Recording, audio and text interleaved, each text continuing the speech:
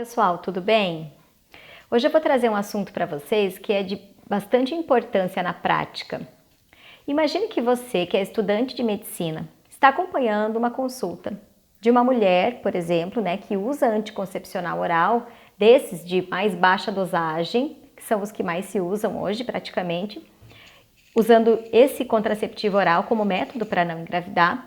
Mas essa mulher ela precisa usar um antibiótico porque ela está com uma infecção bacteriana.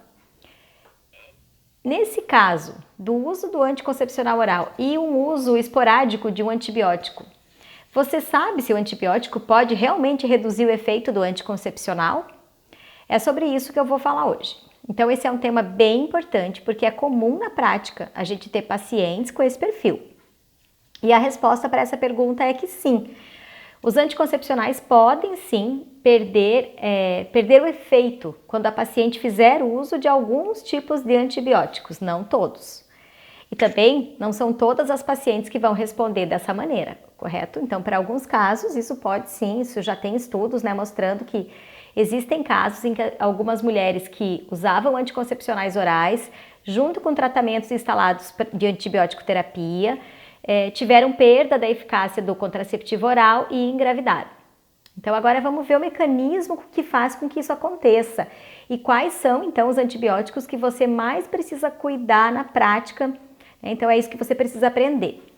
Bom, é o seguinte, os contraceptivos orais mais modernos, eles já vêm com a concentração das substâncias ativas diminuída.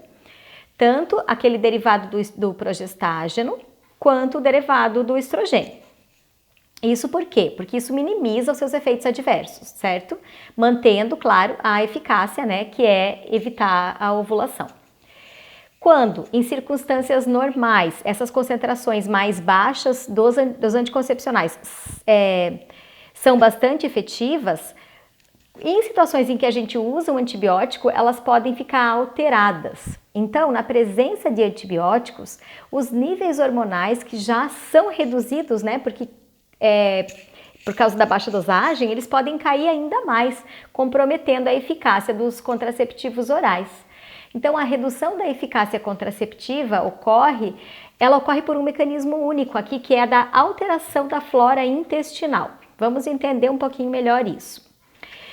Quando os anticoncepcionais orais eles são ingeridos, o estrógeno e a progesterona, os derivados deles, são prontamente absorvidos e eles vão do trato gastrointestinal para a corrente circulatória. Então, eles são absorvidos pelo trato gastrointestinal, passam para o sangue, do sangue vão fazer seu efeito e uma parte deles é conduzida para o fígado, onde eles são metabolizados. Cerca de 40% a 58% do estrógeno, lá no fígado, é transformado em conjugados sulfatados e glicuronídeos, que são metabólitos. E esses metabólitos são inativos, eles não têm mais atividade contraceptiva. Então, o fígado, ele inativa 40% a 60% praticamente dos derivados dos contraceptivos, dos estrógenos que estão ali no contraceptivo, logo assim de início. E esses metabólitos estrogênicos inativados, quando eles são secretados pela bile, ela vai chegar no intestino para ser eliminado pelas fezes. Só que no intestino, boa parte desses metabólitos ela é hidrolisada pelas bactérias intestinais. E o que acontece? Essa hidrólise que as bactérias intestinais fazem, ela libera de novo o estrógeno ativo. Então, o que não ficar ativado vai ser excretado pelas fezes, mas a maior parte desse estrógeno que estava inativado, que foi inativado pelo fígado, ele cai lá no intestino e as bactérias reativam. Então, o que acontece? Esse estrógeno liberado pode então ser reabsorvido e vai se estabelecer o ciclo enterohepático dessa forma. Ou seja, em condições normais, ou seja, sem uso de antibiótico, uma parte dos estrógenos é reativada no intestino e volta para a circulação, mantendo a concentração plasmática do anticoncepcional maior e necessária para fazer o seu efeito, mantendo ela normal. Agora, quando a paciente está em uso de um antibiótico e alguns antibióticos inativam essas bactérias intestinais, essas bactérias deveriam estar reativando os metabólitos dos hormônios, mas como o antibiótico foi lá e inativou, elas não conseguem fazer isso. Então a concentração dos hormônios cai. E para a mulher que já usa um anticoncepcional de baixa dosagem, por exemplo, pode ocorrer então a concentração plasmática subterapêutica, ou seja, que fica abaixo da concentração efetiva, e nesse caso ela pode ovular. E quais são então os antibióticos que têm essa tendência de inativar a microbiota intestinal, a qual faz diminuir a concentração dos anticoncepcionais e, por consequência, diminuir a sua efetividade? Nós temos algumas penicilinas, então alguns antibióticos do grupo das penicilinas, como a ampicilina e a amoxicilina. Veja que são antibióticos comuns. Elas fazem essa redução da ação dos contraceptivos orais por conta dessa alteração da flora intestinal. Porque as penicilinas é um grupo dos antibióticos que mais altera a flora intestinal. Tanto que, como reação adversa, uma das mais comuns é a diarreia, né? E a pergunta que pode vir agora é a seguinte: isso é importante na prática? Bom, vocês já podem deduzir, né? É importante porque já aconteceram casos que foram estudados e documentados, né, em estudos científicos de mulheres que usaram esses antibióticos e engravidaram, mesmo usando, continuando a usar a dose normal de anticoncepcional, sem esquecimento, sem nada. Mas é óbvio que não são todas as mulheres que terão esse problema. Vale sempre orientar a paciente para que reforce o método contraceptivo, no caso durante o uso do antibiótico, com, por exemplo, o uso de preservativo, tá? Então isso é uma orientação importante. E existem outros antibióticos que podem também baixar as concentrações dos anticoncepcionais, como as tetraciclinas.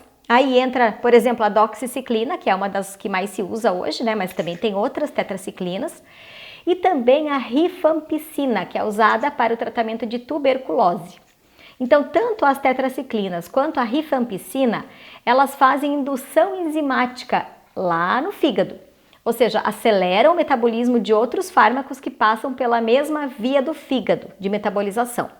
Elas interferem principalmente com o metabolismo do etinilestradiol, diminuindo os níveis plasmáticos desse análogo de estrogênio. Então, a rifampicina é um potente indutor das enzimas do citocromo P450, que está lá no fígado, né? Então, potencializa o sistema microsomal hepático, ocasionando um aumento do metabolismo do anticoncepcional e, assim, os níveis circulantes de etinilestradiol vão ficar mais baixos, podendo levar, então, à falha contraceptiva.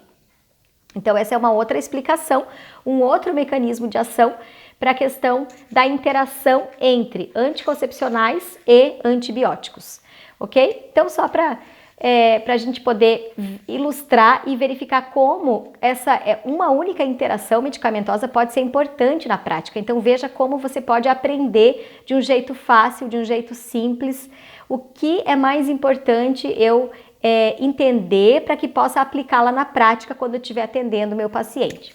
Então eu agradeço a atenção, é isso que eu queria trazer com esse vídeo. Então compartilhe esse vídeo para quem você acha que vai ajudar, para os teus colegas de curso, e continua me acompanhando, que eu vou sempre trazer assuntos bem importantes para você que é estudante de medicina e que quer entender a farmacologia mais aplicada para a prática, tá? Muito obrigada e até a próxima.